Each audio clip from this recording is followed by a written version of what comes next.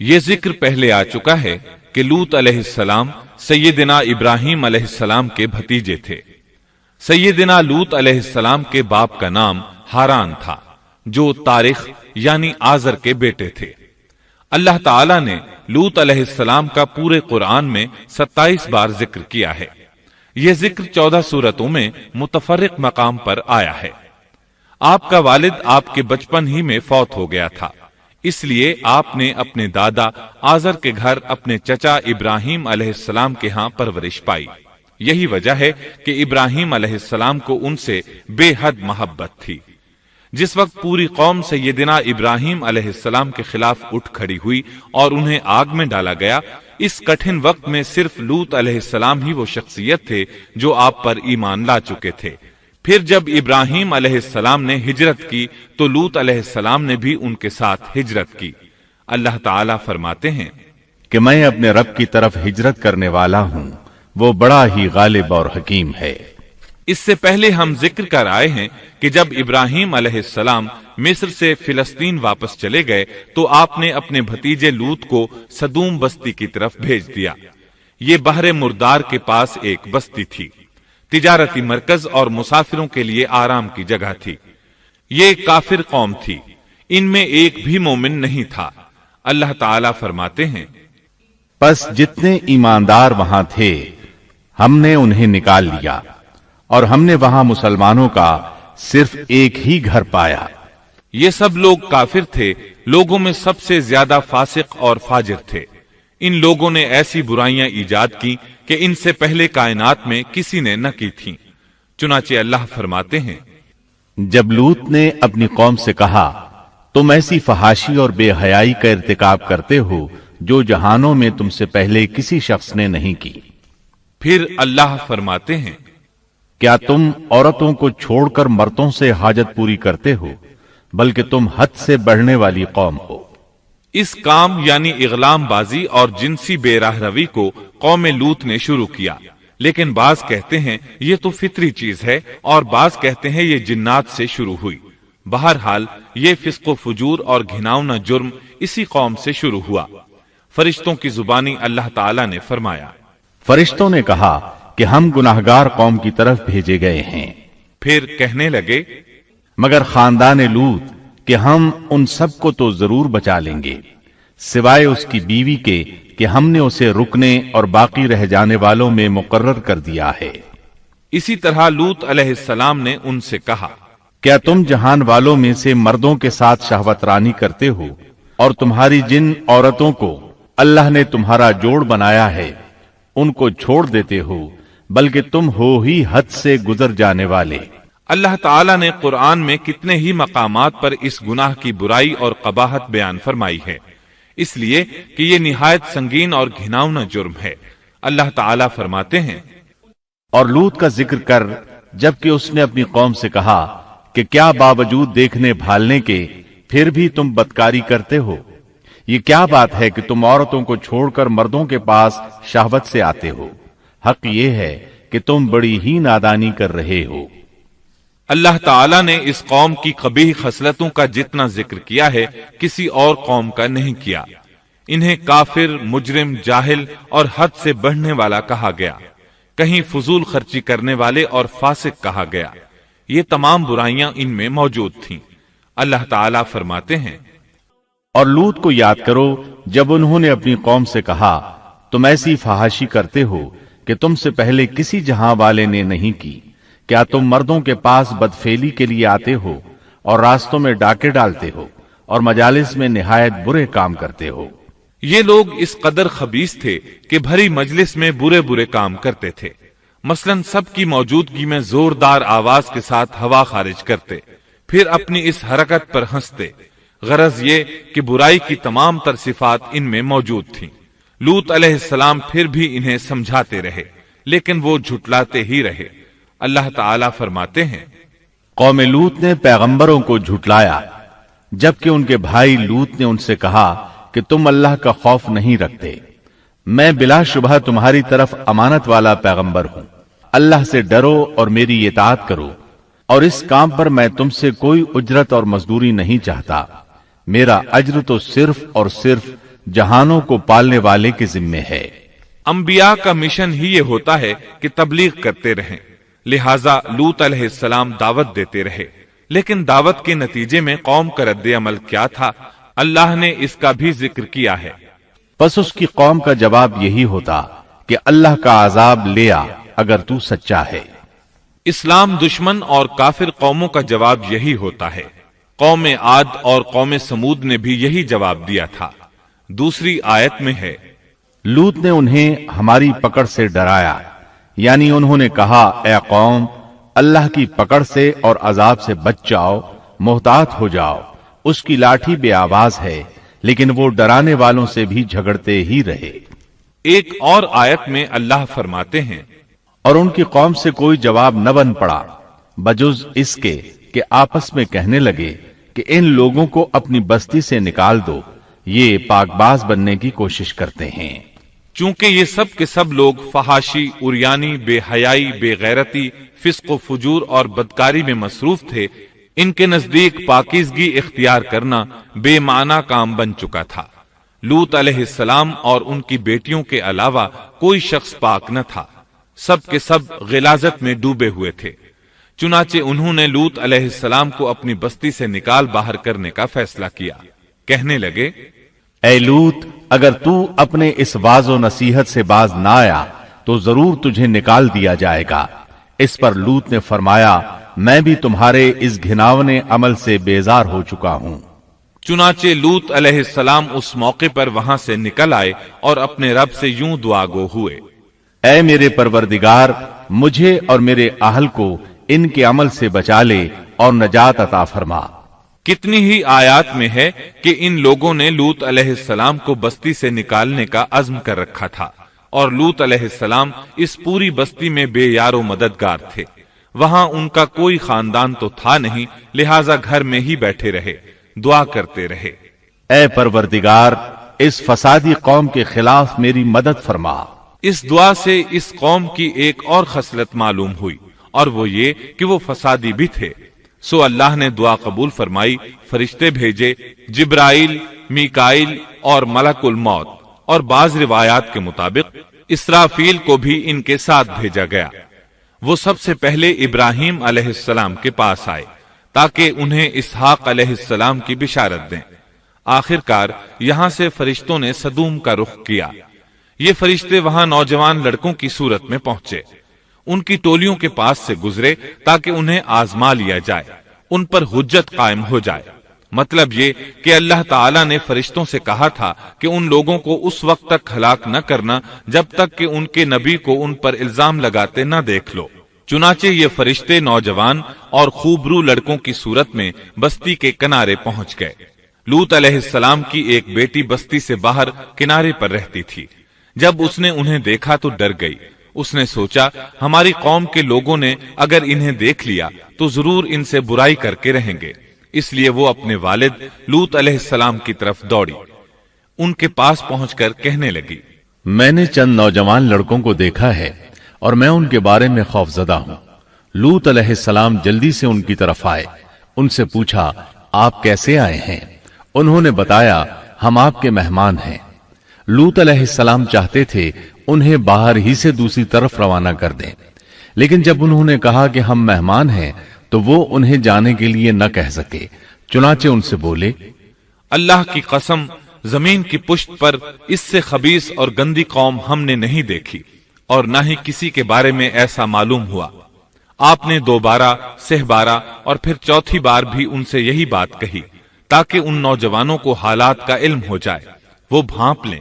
लेकिन वो तो फरिश्ते थे और लूत अलैहिस्सलाम की कौम के खिलाफ गवाही तलाश कर रहे थे।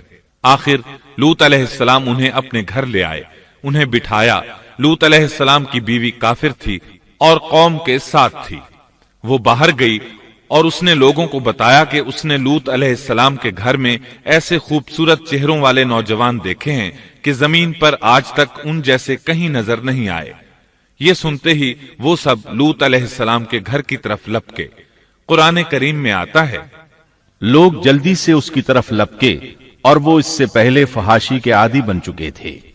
एक जगह अल्फाज हैं, शहर के लोग खुश होते हुए आए, وہ اس حد تک فاسق اور فاجر بن چکے تھے کہ خوش ہوتے ہوئے وہاں آئے تاکہ ان خوبصورت لڑکوں سے لذت حاصل کر سکیں۔ یہ گھر کے سامنے پہنچ گئے تو لوط علیہ السلام انہیں روکنے کے لیے گھر سے نکلے۔ ان سے فرمایا، اے میری قوم، تمہاری خواہش کے لیے میری بیٹیاں موجود ہیں، یعنی قوم کی عورتیں موجود ہیں۔ نبی قوم کا باپ ہوتا ہے، اس کی بیویاں قوم کی مائیں اور قوم کی عورتیں اس کی بیٹیاں شمار ہوتی ہیں، جیسا کہ سورہ ہود میں آتا ہے۔ کہنے لگے، اے میری قوم، میری یہ بیٹیاں تمہارے لیے پاکیزگی کا باعث ہیں، لہذا اللہ سے ڈرو اور مجھے میرے مہمانوں کے بارے میں رسوا نہ کرو۔ کیا تم میں کوئی بھلا شخص موجود نہیں؟ آپ کی بات کے جواب میں انہوں نے کیا جواب دیا؟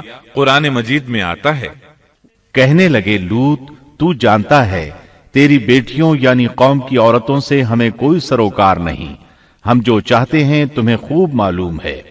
لوط کہنے لگے، کاش میرے پاس کوئی قوت ہوتی یا میں کسی مضبوط پناہ میں ہوتا۔ لوط علیہ السلام کے پاس کچھ بھی تو نہیں تھا، صرف ان کی اپنی بیٹیاں ان پر ایمان لائی تھیں، یہاں تک کہ ان کی بیوی بھی کافر تھی۔ بخاری اور مسلم کی روایت ہے، نبی کریم صلی اللہ علیہ وسلم نے فرمایا، اللہ تعالی لوط پر رحمت فرمائے، وہ اللہ تعالی کی طرف پناہ لیتے تھے۔ مفسرین کا کہنا ہے کہ لوط علیہ السلام کے بعد اللہ نے جو نبی بھیجا وہ کسی اونچے خاندان اور قبیلے کا چشم و چراغ ہوتا تھا، جو اس کی حفاظت کرنے کے قابل ہوتا تھا۔ لوط علیہ السلام کے ساتھ کوئی مددگار نہیں تھا۔ ایک دوسرے مقام پر اللہ تعالی فرماتے ہیں، اور شہر کے لوگ خوش ہوتے ہوئے آئے۔ لوط نے کہا، یہ میرے مہمان ہیں، مجھے رسوا نہ کرو، اللہ سے ڈرو اور مجھے ذلیل نہ کرو۔ انہوں نے کہا، کیا ہم نے تجھے جہان والوں کے بارے میں منع نہیں کیا؟ یعنی انہوں نے آپ کو تبلیغ وغیرہ سے بھی روک دیا تھا۔ لوط نے کہا، اگر خواہش پوری کرنا چاہتے ہو تو میری بیٹیاں یعنی قوم کی عورتیں موجود ہیں، ان سے کر لو۔ اے پیغمبر، تیری عمر کی قسم، وہ لوگ اپنی مدہوشی میں مست تھے۔ اللہ تعالیٰ نے کسی انسان کی عمر کی قسم نہیں کھائی سوائے نبی کریم صلی اللہ علیہ وسلم کے، اور یہ اعزاز آپ کے شرف، عزت اور تکریم پر دلیل ہے۔ اب ان لوگوں نے گھر میں داخل ہونے کی تیاری کر لی۔ ادھر لوط علیہ السلام نے اپنے تینوں مہمانوں کی طرف دیکھا۔ آپ ان کے لیے فکر مند تھے، لیکن وہ یہ دیکھ کر حیران ہوئے بغیر نہ رہے کہ وہ تینوں بالکل بے فکر بیٹھے تھے۔ اس وقت کی کیفیت اللہ تعالیٰ نے قرآن مجید میں یوں بیان فرمائی ہے، تم لوگ تو کچھ انجان سے معلوم ہو رہے ہو۔ اس پر وہ کہنے لگے، ہم تو تیرے پاس وہ فیصلہ لائے ہیں جس میں اس قوم کو شک تھا، اور ہم تیرے پاس حق لے کر آ چکے ہیں، اور بے شک ہم سچے ہیں۔ سورۃ العنکبوت میں اللہ تعالیٰ فرماتے ہیں، فرشتوں نے کہا، اے لوط، نہ ڈر اور غم نہ کھا، یقیناً ہم تجھے اور تیرے اہل کو سوائے تیری بیوی کے نجات دیں گے، وہ پیچھے رہ جانے والوں میں سے ہوگی۔ ہم اس بستی والوں پر ان کے گناہوں کے سبب آسمان سے عذاب نازل کرنے والے ہیں۔ انہوں نے یہ بھی کہا، کہنے لگے، اے لوط، ہم اللہ کے بھیجے ہوئے فرشتے ہیں، یہ لوگ تجھ تک نہ پہنچ پائیں گے، یعنی تجھے تکلیف نہیں پہنچا سکیں گے۔ پھر ان میں سے ایک شخص نے اندر داخل ہونے کی کوشش کی۔ جبریل اٹھے، انہیں ایک ایسی ضرب لگائی کہ تمام کے تمام اوندھے ہو گئے۔ اس بارے میں اللہ کا فرمان ہے، انہوں نے لوط کو اس کے مہمانوں کے بارے میں پھسلانے کی کوشش کی تو ہم نے ان کی آنکھیں مٹا ڈالی۔ اللہ تعالیٰ سورۃ القمر میں فرماتے ہیں، پس میرا عذاب اور ڈرانا چکھو۔ وہ دھمکیاں دینے لگے اور واپس جاتے ہوئے کہنے لگے، ہم تجھ سے کل نبٹ لیں گے۔ انہوں نے سزا محسوس بھی کر لی، لیکن پھر بھی توبہ نہ کی۔ اس وقت فرشتوں نے کہا، یقیناً ان کے وعدے کا وقت صبح کا ہے، اور کیا صبح بالکل قریب نہیں؟ صبح تک انہیں مہلت مل گئی۔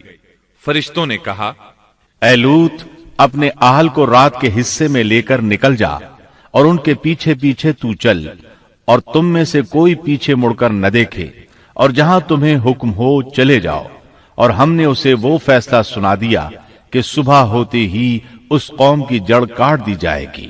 اسی طرح اللہ تعالیٰ سورۃ الشعراء آیت 170 اور 171 میں فرماتے ہیں، ہم نے اسے اور اس کے تمام اہل کو نجات دی سوائے اس کی بیوی کے جو پیچھے رہنے والوں میں سے تھی۔ سورۃ القمر میں اللہ تعالیٰ فرماتے ہیں، تمام ہلاک ہو گئے سوائے لوط کی آل کے، انہیں ہم نے صبح سحری کے وقت یعنی رات کے آخری حصے میں نجات دی، یہ ہمارا احسان تھا اور اسی طرح ہم شکر گزاروں کو بدلہ دیتے ہیں۔ چنانچہ لوط علیہ السلام نکل کھڑے ہوئے، ان کے ساتھ ان کی صرف 2 بیٹیاں تھیں، وہ بستی سے نکل گئے، پھر صبح ہوئی، روشنی پھیلنے لگی تو عذاب آ گیا، اور صبح سویرے ہی انہیں ٹھہرنے والے عذاب نے آ لیا، پس تم میرے عذاب اور ڈرانے کا مزہ چکھو۔ یہ عذاب کیسا تھا؟ جبریل علیہ السلام آئے، اپنا پر زمین کے نیچے داخل کیا، اس مکمل بستی کو اکھیڑا اور آسمان کی طرف اٹھا کر لے گئے۔ کہا جاتا ہے کہ فرشتوں نے اس بستی کے مرغوں کی اذان اور کتوں کے بھونکنے کی آوازیں سنی، اور لوگوں نے فرشتوں کی تسبیح سن لی۔ جبریل علیہ السلام نے ایک چیخ ماری، سب بجھی ہوئی آگ کی طرح ہو گئے، پھر مکمل بستی کو پکڑ کر الٹا دیا، ہر ایک کے لیے آسمان میں پتھر تیار تھا، بہرحال اس کو زمین پر دے مارا۔ اللہ تعالیٰ سورہ ہود میں فرماتے ہیں، پس جب ہمارا حکم آیا تو ہم نے اس کا اوپر والا حصہ نیچے کیا اور ان پر کنکریلے پتھر برسائے جو تہ بتہ تھے، تیرے رب کی طرف سے نشاندار تھے، اور وہ ان ظالموں سے کچھ دور نہیں تھے۔ سورۃ الحجر میں اللہ فرماتے ہیں، روشنی ہوتے ہی انہیں بڑے زور کی چیخ نے پکڑ لیا، پھر ہم نے اس کا بلند حصہ نیچے کیا اور ان پر کنکر والے پتھر برسائے۔ سورۃ الشعراء میں اللہ فرماتے ہیں، اور ہم نے ان پر ایک خاص قسم کا می برسایا، پس بہت ہی برا می تھا جو ڈرائے گئے ہوئے لوگوں پر برسا۔ یہ ماجرا بھی سراسر عبرت ہے، ان میں سے بھی اکثر مسلمان نہ تھے۔ بے شک تیرا پروردگار وہی ہے غلبے والا، مہربانی والا۔ سورۃ النجم میں اللہ فرماتے ہیں، اور اس نے الٹائی ہوئی بستیاں گرا دی، پھر ان کو اس چیز سے ڈھانپا جس سے بھی ڈھانپا، مطلب یہ کہ ان پر پتھروں کی بارش برسائی۔ پس تم اپنے رب کی کون کون سی نعمتوں میں جھگڑو گے؟ یہ شخص بھی پہلے ڈرانے والوں کی طرح ایک ڈرانے والا ہے۔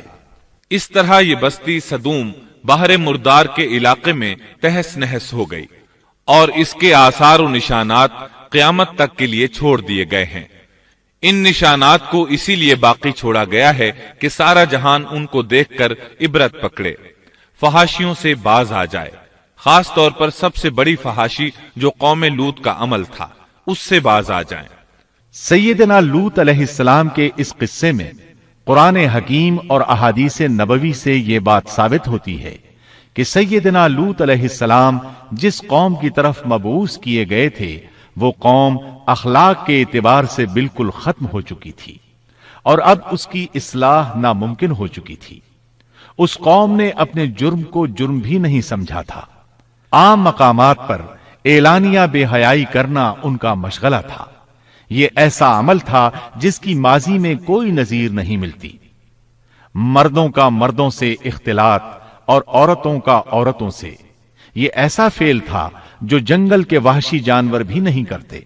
یہی وجہ تھی کہ یہ قوم اپنے میں سے کچھ نیک لوگوں کو بھی برداشت نہیں کرتی تھی، وہ انہیں نیکی اور شرافت کی دعوت دیتے تھے، اسی لیے وہ ان کے سخت مخالف ہو گئے تھے۔ قرآن کریم نے اس قوم کے 3 بڑے جرائم کا ذکر کیا ہے، یہ کہ تم مردوں سے بدفعلی کرتے ہو، مسافروں کو لوٹ لیتے ہو، عام مجلسوں میں اعلانیہ فحاشی کرتے ہو۔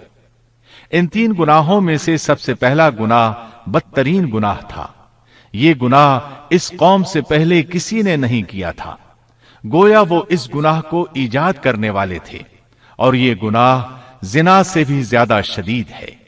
قرآن کریم اور احادیث کی روح سے اغلام بازی ایک بدترین گناہ ہے۔ احادیث میں اس گناہ کی مختلف سزائیں آئی ہیں۔ ایک روایت میں ہے کہ فاعل اور مفعول دونوں کو قتل کر دو۔ بستی سدوم عذاب کے نزول سے قبل کن حالات سے دوچار تھی، سورۃ الزاریات آیت 35 اور 36 میں یوں بیان ہوا ہے، پھر ہم نے ان سب لوگوں کو نکال لیا جو اس بستی میں مومن تھے، یعنی لوط علیہ السلام اور ان پر ایمان لانے والے، سو ہم نے اس بستی میں سوائے ایک گھر کے مسلمانوں کا کوئی گھر نہ پایا۔ اس کا مطلب ہے وہاں صرف سیدنا لوط علیہ السلام اور ان کا گھرانہ مسلمان تھا، باقی سب گھر کافروں کے تھے۔ اللہ تعالیٰ کسی قوم کی مکمل تباہی کا فیصلہ اس وقت تک نہیں کرتے جب تک کہ اس قوم میں کچھ قابل لحاظ بھلائی موجود ہو، مگر جب قوم کا حال یہ ہو جائے کہ اس میں بھلائی آٹے میں نمک کے برابر بھی باقی نہ رہے، تو ایسی صورت میں اللہ کا قانون یہ ہے کہ نبی اور اس پر ایمان لانے والوں کو اپنی قدرت خاص سے کسی نہ کسی طرح بچا لیا جاتا ہے، اور باقی لوگوں کے ساتھ وہی معاملہ کیا جاتا ہے جو ہوش مند تاجر اپنے ٹوکرے کے گلے سڑے پھلوں کے ساتھ کرتا ہے۔ اچھے پھل ان میں سے نکال لیتا ہے اور سڑے ہوئے باہر پھینک دیتا ہے۔ عذاب کے بعد اللہ تعالیٰ نے اس شہر کے کھنڈرات کے بارے میں سورۃ الزاریات آیت 37 میں یوں فرمایا ہے، اس عذاب کے بعد ہم نے وہاں بس ایک نشانی ان لوگوں کے لیے چھوڑ دی جو دردناک عذاب سے ڈرتے تھے۔ اس نشانی سے مراد بحیرہ مردار ہے۔ اس کا جنوبی علاقہ آج بھی ایک عظیم تباہی کے آثار پیش کر رہا ہے۔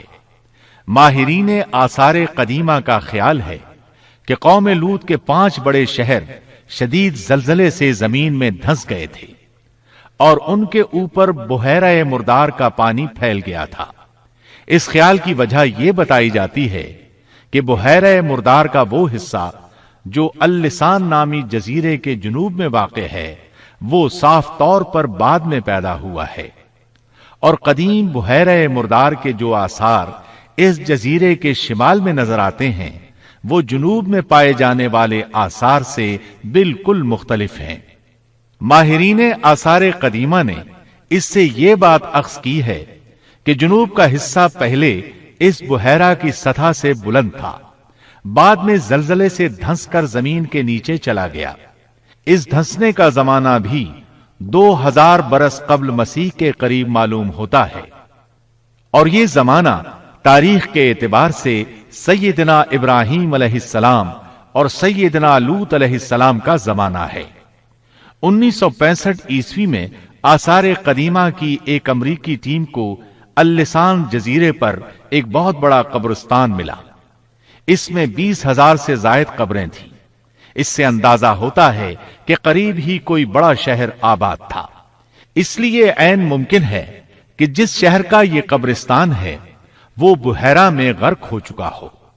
بحیرہ کے جنوب میں جو علاقہ ہے اس میں اب بھی ہر طرف تباہی کے آثار موجود ہیں، اور زمین میں گندھک، رال، کول تار اور قدرتی گیس کے اتنے بڑے ذخائر پائے گئے ہیں کہ ان کو دیکھ کر یقین ہو جاتا ہے کہ کسی وقت بجلیوں کے گرنے سے یا آتش فشاں کا لاوا نکلنے سے یہاں آگ پھٹ پڑی تھی۔ اللہ تعالیٰ سورہ ہود کی آیت 83 میں ارشاد فرماتے ہیں، پتھراؤ کا یہ عذاب آج بھی ظالموں سے دور نہیں۔ مطلب یہ کہ جو قوم اس قوم کی طرح ظلم اور بے حیائی پر جم جائے وہ اپنے آپ کو اس جیسے عذاب سے دور نہ خیال کرے۔ لوط علیہ السلام کے حالات اور واقعات قرآن کریم کی روشنی میں آپ نے سنے۔